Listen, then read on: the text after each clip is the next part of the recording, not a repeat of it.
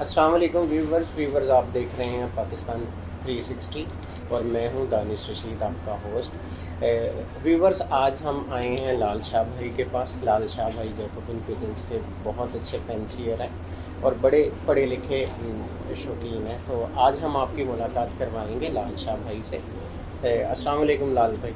वालेकुम अस्सलाम, क्या हाल है दानिश भाई? ठीक बिल्कुल ठीक। सबसे पहले शाह साहब आपका बहुत शुक्रिया कि आपने हमें टाइम दिया। आपका शुक्रिया जी, आपने वक्त निकाल के इस लाइक समझा कि बातचीत की जाए। अच्छा शाह साहब, मैं चाहूँगा कि आपसे जब हम बातचीत करें तो व्यूवर्स को ज़्यादा से ज़्यादा इंफॉर्मेशन शेयर हो, क्योंकि मुझे पता है कि माशाल्लाह आपके पास नॉलेज का एक ख़जाना है, स्पेशली फैंसी पिजन्स और जैकोबिन ब्रीड के हवाले से। तो शाह साहब सबसे पहले अपना तारुफ करवाएं, जो कि मोस्ट इम्पॉर्टेंट है। मेरा नाम जैसे आप बता चुके हैं जी लाल फैंश है। पिजन हॉबी में मैं मुंसलिक हूँ पिछले 3 सालों से। उससे पहले मैं अपनी एजुकेशन कंप्लीट कर रहा था। एजुकेशन मैंने जो की हुई है वो लॉ किया हुआ है माशाल्लाह, और अभी मैं एक प्रैक्टिसिंग लॉयर भी हूँ, साथ साथ जो है एक एग्रेरियन भी हूँ। मेरी जो फैमिली बैकग्राउंड है वो जो है ना एग्रीकल्चर से रिलेटेड है। तो माशाल्लाह मैं अल्हम्दुलिल्लाह इन दोनों चीज़ों में डैबल कर रहा हूँ अल्हम्दुलिल्लाह। तो शाह साहब आपका एरिया कौन सा है एग्रीकल्चर के हवाले से? सर मेरी जो इनिशियली जहाँ पे मेरी पैदाइश और जो मेरा घर है वो है पाकपतन और आरिवाला के बीच में एक छोटा सा गांव है, लाल शाह के नाम से। अच्छा माशाल्लाह। तो उधर से जो है पैदाइश भी वहीं की है, फिर सारा जो है मैं बचपना भी वहीं पे गुजरा। ओ लेवल्स के लिए फिर मैं मतलब आप समझे 8वीं के बाद मैं लाहौर आ गया था। तो फिर उसके बाद यहाँ पे एजुकेशन कंप्लीट की।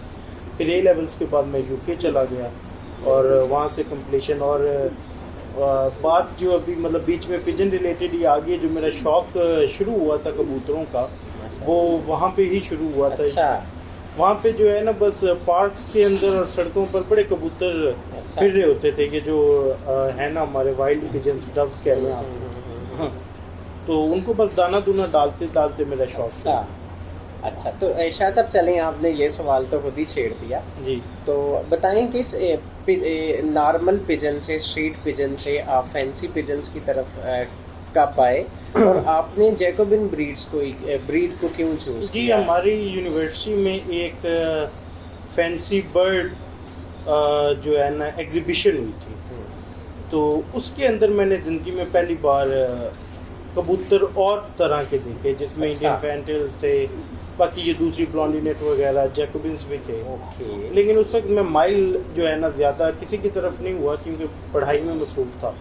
पाकिस्तान में वापस आया तो कोविड का टाइम था। तो सारे ऑफिसेज हर चीज़ बंद थी। तो 2020 का जो ईयर था ना, तो मैंने अपने गांव में ही कबूतर रखने शुरू कर दिए। तो वहाँ पे बस वो यूट्यूब देखते देखते, जिस तरह हर कोई देखता है यूट्यूब, मैंने यूट्यूब देखनी शुरू की और मैंने देखा कि जी यहाँ पे तो बर्ड्स के बहुत ज़्यादा वैरायटीज़ है, मतलब इतनी ब्रीड्स हैं, सब कुछ है।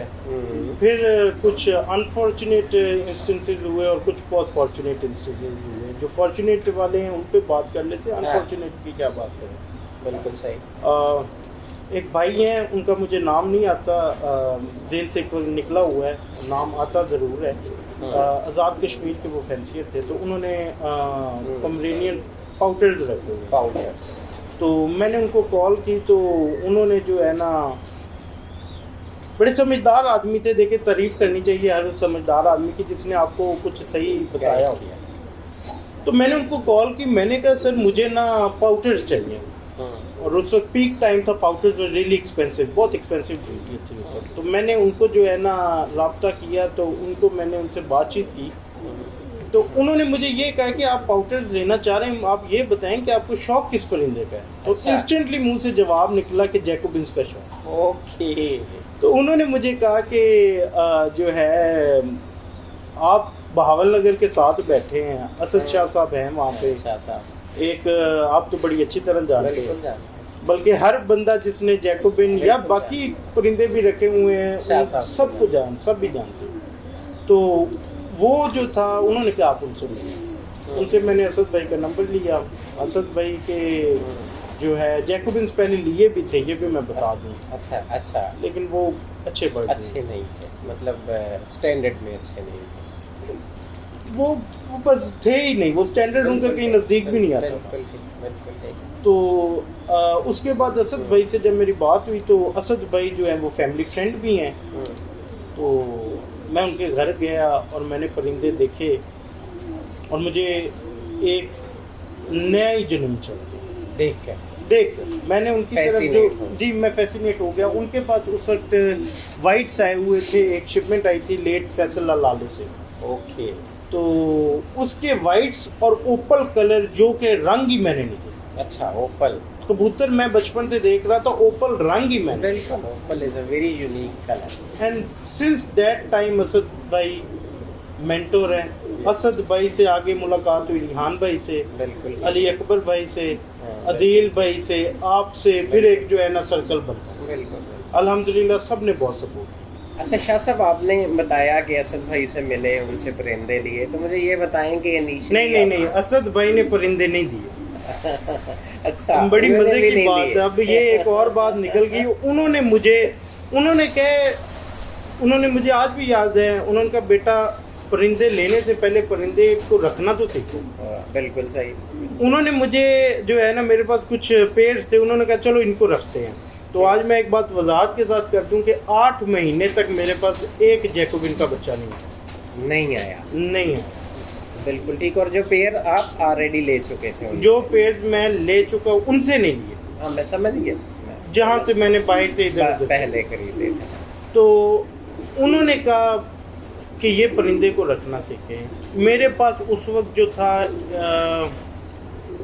बस कीपिंग नहीं आती थी। तो मैं किसी भी फैंसियर, बल्कि अभी आपके व्यूअर्स देख रहे होंगे, किसी भी फैंसियर को ये कहना चाहूँगा, और आगे हम इंशाल्लाह इस पे इन डिटेल बात करेंगे कि भाई आपको कंडीशंस राइट प्रोवाइड करें, तो वो बड़ा ज़रूरी है। तो वो हम आगे इस चीज़ को डिस्कस कर लेंगे। तो अच्छा चलें, मैं आपको दूसरी स्टेज पे ले जाता हूँ। मुझे बताएं कि जब आपने सही जैकोबिन, या आपके ख्याल में जो आपका स्टैंडर्ड की तरफ पहला कदम था, वो कब हुआ और कैसे हुआ? जब पहली बार बच्चा है जो, अच्छा, जब पहला अंडा आया, पैशन को आग लगी। बिल्कुल ठीक है। एक अंडा आया, मैं एक्साइटेड था, 6 महीनों से नहीं आया। मैंने फॉस्टर्स 6-7 देखे, एक ही अंडा उस मादी ने दिया। उस मादी से वो भी जो थी, उससे मैंने फॉस्टर किया, एक बच्चा है। और फिर उस बच्चे के सेल्फ होने तक, और फिर सेल्फ से शो जाने तक एक जुनून ही रहा। और वो जुनून ऐसा रहा कि जब शो से होके आया, और शो के होने के बाद भी जो है ना, उसके अंदर जो नया जुनून स्टार्ट हुआ वो ये कि इसको ब्रीड करें। बिल्कुल सही बात। तो स्टैंडर्ड का तो आइडिया वहाँ पे हो गया है। जब आप शो पे जाएंगे, देखिए without competition there is no hobby. ये एक बड़ी क्लियर बात है कि जब तक मुकाबला नहीं होगा, हॉबी नहीं होगी। ये बड़ा ज़रूरी है। मैं घर में दुनिया के बेहतरीन बर्ड्स पे लेके बैठ जाऊं और मैं कहूँ मेरे बेहतरीन बर्ड्स हैं, आप नहीं मानेंगे। बिल्कुल, कोई भी नहीं मानेगा। कुछ लोग हैं कुछ लोग हैं वो खुद ही कहते हैं कि जी हमारे बेस्ट है। जजमेंट मतलब बड़ी इंपॉर्टेंट है। आपको पता चलता है कि वेयर यू स्टैंड। लेकिन ना एक मास्टर ब्रीडर जो होते हैं ना दानिश भाई, उसका मिनिमम भी 30-40 साल लगते हैं मास्टर ब्रीडर। बिल्कुल सही बात। अब उसने 30-40 साल डेडिकेट किए हुए हैं टुवर्ड्स द ब्रीड। अब आप ये नहीं कह सकते कि मैंने 2 साल परिंदे रखे, मैं कहूँगी जी मैं उसके नॉलेज को सरपास कर गया। शाह साहब, आपने अब मास्टर ब्रीडर की बात शुरू कर दी, तो मैं ये ज़रूर व्यूवर्स के लिए आपसे पूछना चाहूँगा कि दुनिया में कौन से ऐसे ब्रीडर्स हैं जिनसे आप इंस्पायर हैं? बड़ी आपने अच्छी बात की है। जो आपके पास कौन सी लाइंस हैं जो आप रखे हुए हैं, और पाकिस्तान में कौन सी लाइंस हैं, थोड़ी सी डिटेल में बताएं। अच्छा, इस हॉबी में ना, ये फिर थोड़ा सा इस हॉबी को एज अ होल डिस्कस करते हैं। बर्ड्स की discussion would be letter on कि कहाँ से स्टार्ट हुए, कैसे हुए, लेकिन हॉबी की बात करते हैं कि जो पहला जैकोबिन क्लब डेवलप हुआ था, that was in early 1800 English का, जो है ब्रिटिश जैकोबिन सोसाइटी। बिल्कुल ठीक। वहाँ पे जी बर्ड्स शो होने शुरू हुए। बिल्कुल ठीक है। फिर ये शौक बढ़ता गया, इट वेंट टू अमेरिका, और जो ब्लूम हुई है ना हॉबी, वो अमेरिका में। बिल्कुल सही। अमेरिकाज में आई ऑल्सो कंसिडर कैनेडा। ठीक है, आप समझे कि कैनेडा में फिर चले गए बर्ड। 2 लोग हैं, Paul McNorgan, Roy Bogman. Okay. They were not just pigeon breeders, दोनों वेल इस्टेब्लिश्ड बिजनेसमैन, एक लॉयर था और एक बड़ा इस्टेब्लिश्ड बिजनेसमैन था, लेकिन this was also their full time job. Okay. तो उसके बाद ना उन्होंने जी येलोज और रेड्स डेवलप किए थे और वाइट्स। ओके। यहाँ पे एक और पॉइंट ऐड करना चाहता हूँ कि मैं सिर्फ जैकोबिन की बात कर रहा हूँ, मैं किसी और ब्रीड की बात नहीं कर रहा। जैकोबिन में अगर आप एक अच्छा स्टार्ट लेना चाहते हैं तो ये सॉलिड कलर्स के साथ स्टार्ट करें। A white, red, yellow and yellow, ये तीनों कलर्स एक दूसरे के साथ भी जा सकते हैं। बिल्कुल अच्छा, ठीक है, और ये आपको मतलब एक फैमिली डेवलप करने में आसानी होगी। स्ट्रॉन्ग लाइंस देते हैं। Strong line. पॉल मैकनॉर्गन और रॉय बॉग जो थे ना, इन दोनों का इस कलर्स में काम। आज किसी भी घर में, मेरे घर में कोई भी रेड खड़ा तो ये नहीं हो सकता कि उसमें रॉय बॉगमैन या पॉल मैकनॉर्गन की लाइन है। बिल्कुल ठीक है। पूरी दुनिया में जो रेड्स और येलोज हैं उनके अंदर उनकी लाइन है। बिल्कुल सही। अब देखिए कितना फैसिनेटिंग बात है कि उनको गुजरे हुए दिहाइयां हो गई और आज भी उनकी लाइन चल रही है। कनाडा में उन्होंने डेवलप की हॉबी, अमेरिका में कमाल के ब्रीडर्स थे, हैरी अलेक्जेंडर, एड बाकमैन, ड्रू लॉबनस्टीन, ये बहुत बड़े नाम हैं हमारी हॉबी के ना। तो अब ये कनाडा और ये यूएस पैरेलल चलने लगे। इसके अंदर ये आपस में दोनों मुल्क कम्पीट भी कर रहे थे, कभी अमेरिकन विनर्स होते थे, कभी कैनेडियन विनर्स थे। फिर एक ब्रीडर का नाम लेना यहाँ पे ज़रूरी है, सर्जियो डी अल्मेडा। सर्जियो, उसने गेम पलट दी। कंसिस्टेंट विनर वो क्यों था, जो मैंने उसका पढ़ा है, वो कंसिस्टेंट विनर इसलिए था कि उसकी लाइन उसने स्ट्रॉन्ग डेवलप। और लाइन ब्रीडिंग क्यों ज़रूरी है, क्योंकि आपको कंसिस्टेंट रिजल्ट्स चाहिए। बिल्कुल सही। वो लाइन ब्रीड के अलावा कभी भी नहीं आएंगे। आप दुनिया का बेहतरीन 2 ब्रीडर्स चूज करें, एक का बर्ड वो लें, दूसरे का वो लें, एक जनरेशन में एक अच्छा बर्ड निकल सकता है, लेकिन अगली जनरेशन्स में वो वैसा बर्ड नहीं है। बिल्कुल सही बात है जी। तो ये जो है ना, इसके लिए आपको लाइन ब्रीडिंग वहाँ पे जी। फिर अमेरिका में एक बंदा जाता है, अब हम बात कर रहे हैं पाकिस्तान में जैकोबिन्स की, तो एक बंदा जाता है इब्राहिम शाह जी के नाम से। He was a PhD student there. वो वहाँ पे अपनी एजुकेशन के लिए गया। मिडल ईस्ट में शौक तो कबूतरों का था, लेकिन जब उसने जाके देखा ये ब्रीड जैकोबिन को, उसने एक्सपोर्ट करना शुरू किया बहरीन में, और बड़े मैसिव लेवल पे एक्सपोर्ट करने लगे। उसके बाद जी जब वो एक्सपोर्ट होनी शुरू हुई तो बहरीन ने डेवलपमेंट शुरू किया, and with in few decades आज आप देखें बहरीन का बर्ड दुनिया में बेहतरीन है, वो उसको भी, उस लेवल को भी सरपास कर चुका है। मैं शादी ये सवाल आपसे करना चाहता था कि कनाडा और अमेरिका से शुरू होके तो आज मतलब बहरीन, कनाडा और हिंदुस्तान से हुआ। ओके। जैकोबिन्स जो है ना, जो पहले अर्लीस्ट रेफरेंसेस हैं सन 1300 के अंदर, इसके जो एक लाइल एक ऑथर था उसके लिखा हुआ, उसके according the start was through the from the Indus Valley and then it went on, लेकिन we could discuss it later on कि ये क्या हुआ। तो शाह साहब, आपके ख्याल में बहरीन इस वक्त क्या USA और कनाडा से मतलब काफ़ी आगे है, जो हम देखते हैं स्टैंडर्ड में और मॉडर्न बर्ड्स में, तो इसकी क्या वजह है कि अमेरिका और मतलब जो कनाडा थे वो लोग क्यों, मतलब आप समझे कि स्टैंडर्ड की रेस में पीछे रह गए, या उनका डिफरेंट स्टैंडर्ड है? ये चीज़ बड़ी इम्पोर्टेंट है। ये जो मैंने जिन लोगों के नाम लिए इनमें से एक इंसान सिर्फ जिंदा है, ड्रू लॉबनस्टीन। ओके। और सर्जियो बेचारे को जो है वो एक डिजीज़ हुई है जिसकी वजह से वो अब पिजन कीपिंग नहीं कर सकता, उसके लंग्स का इशू। ओके। नए ब्रीडर वहाँ पे नहीं। जब तक यंग लोग इस हॉबी में नहीं आएंगे तब तक ये हॉबी भी प्रॉस्पर नहीं। That is very important, that is very very critical. आपका new brain comes with new ideas, absolutely, और फिर वो चेंज कर देते हैं कीपिंग और न्यू एनर्जी।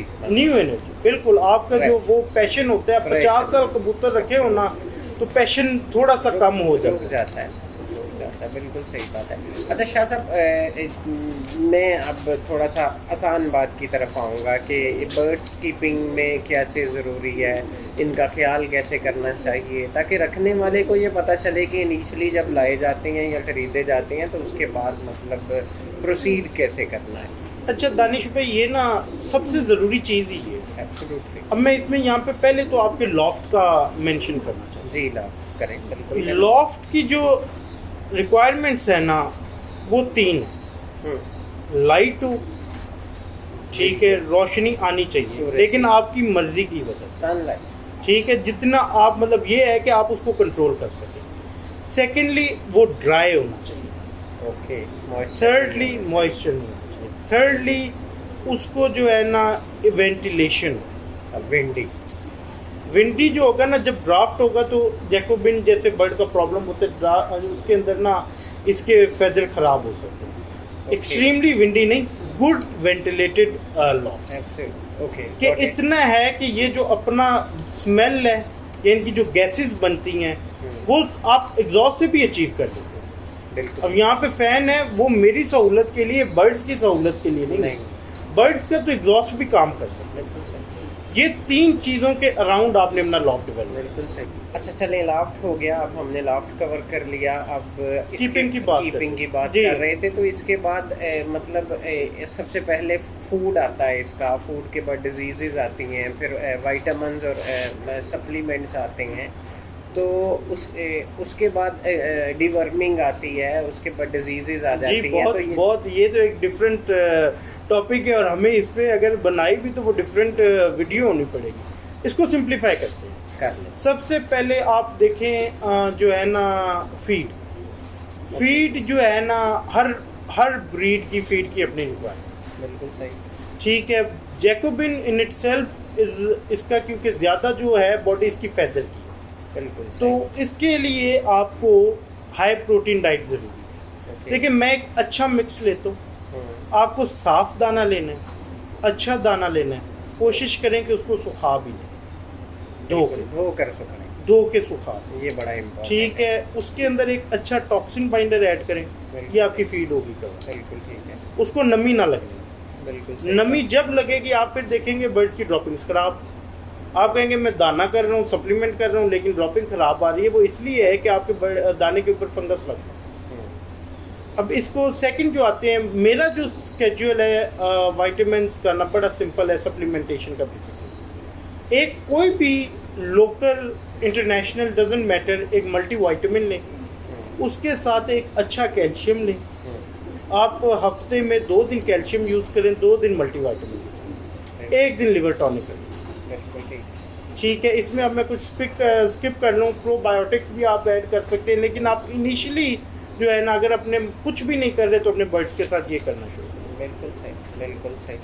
और शाह साहब, गर्मी सर्दी से कैसे बचाते हैं, थोड़ा सा ये भी एलैबोरेट जी। थोड़ा सा दाने में माइल्ड चेंजेस होते हैं। गर्मियों में जो है आप इस तरह समझ लें कि इलेक्ट्रोलाइट का जो यूज़ है ना, वो ज़्यादा होता है। बिल्कुल सही। और जब इलेक्ट्रोलाइट का हम यूज़ ज़्यादा करते हैं तो बर्ड खुद की बॉडी टेम्परेचर को सस्टेन करने लगते हैं। बिल्कुल। फिर उसको जो मसले होते हैं गर्मी से, वो नहीं होते।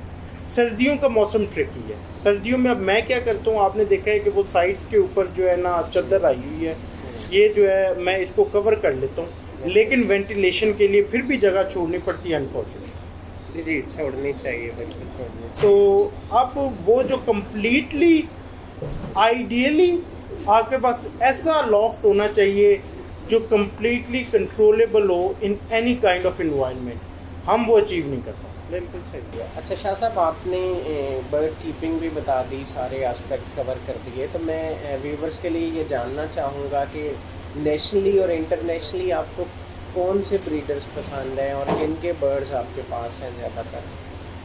जी, नेशनली तो सबसे पहले तो हमारे जो जिनसे पहले बर्ड लिए असद भाई, उनकी जो लाइन है आज भी किसी भी घर में है। बिल्कुल है, बहुत प्रोडक्टिव है। बिल्कुल सही है। आपके बर्ड में स्टेशन का अगर मसला है, और फैदर भी बहुत अच्छा है, लेकिन अगर स्टेशन का मसला है तो जैसे बर्ड उनके खड़े होते हैं माशाल्लाह, वैसे बहुत रेयर, इंटरनेशनली भी बहुत, स्ट्रक्चर बहुत अच्छा है। स्ट्रक्चर बहुत अच्छा है। अच्छा है। उसके अलावा रिहान भाई कंसिस्टेंट चैंपियन है। डॉक्टर रेहान। डॉक्टर रिहान जी, डॉक्टर रिहान कंसिस्टेंट चैंपियन है। उनके बर्ड्स बहुत आउटस्टैंडिंग है। बिल्कुल सही। अली अकबर के एंडलूजन्स, अब माशाल्लाह मैंने अभी कुछ यंग्स देखे हैं, मैंने भी वो तो आप समझें कि एंडलूजन्स में हम बहुत आगे आ चुके हैं। रावदील भाई के बर्ड्स बहुत अच्छे हैं। ठीक है, उनका जो है ना अब अल्हम्दुलिल्लाह उनके पास भी ऐसे यंग्स मैंने देखे हैं जो मुझे लग रहा है कि पिछले तमाम सालों से ना इस साल ब्रीड हर घर में भी। बिल्कुल सही है। तो ये जो है अल्हम्दुलिल्लाह, और बाकी भाइयों का भी काम बहुत अच्छा है। तो अभी बस वो नाम जो आए हैं ज़हन में ले दिए, लेकिन बहुत अच्छे अच्छे ब्रीडर हैं। बिल्कुल सही। अच्छा, ये तो नेशनल लेवल आपने ख़त्म कर दिया, आप इंटरनेशनल पे भी आए? इंटरनेशनली जी अच्छा, नेशनली भी आप देख रहे हैं ना, हर घर का बर्ड डिफरेंट। बिल्कुल ठीक। ग्रेट। आप ये देखें कि डॉक्टर रिहान के आपने बर्ड देखे हैं, डिफरेंट बर्ड है। बिल्कुल देखा। अली अकबर का बर्ड देखा है, डिफरेंट है।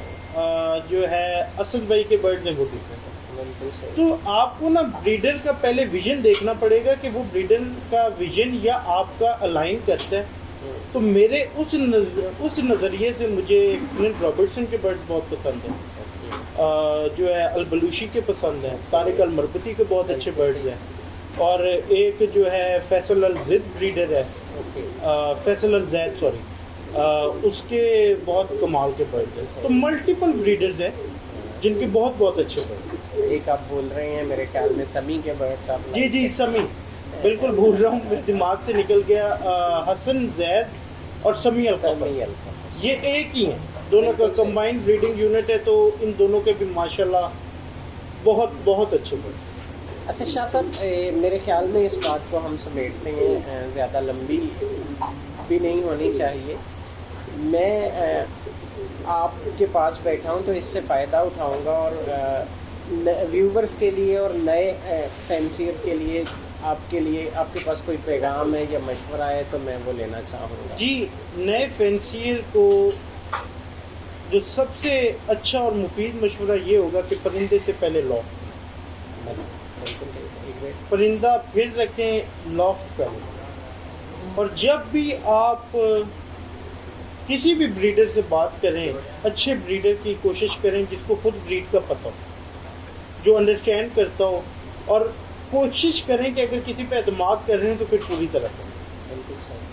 उनकी लाइन है तो आप एक बर्ड लेके, दो बर्ड लेके वैसा बर्ड नहीं बनाएंगे, आप पेयर उनकी ही पेयरिंग को रेप्लिकेट कर सकते हैं। तो मतलब एक पेयर लेना है आपने लाइन, तो ये ना करें कि एक घर का उठाएं, दूसरा दूसरे घर का। कोशिश करें कि एक लाइन पहले बना, लाइन एक ही लाइन फिर एक्सपेरिमेंट। बहुत शुक्रिया शाह साहब।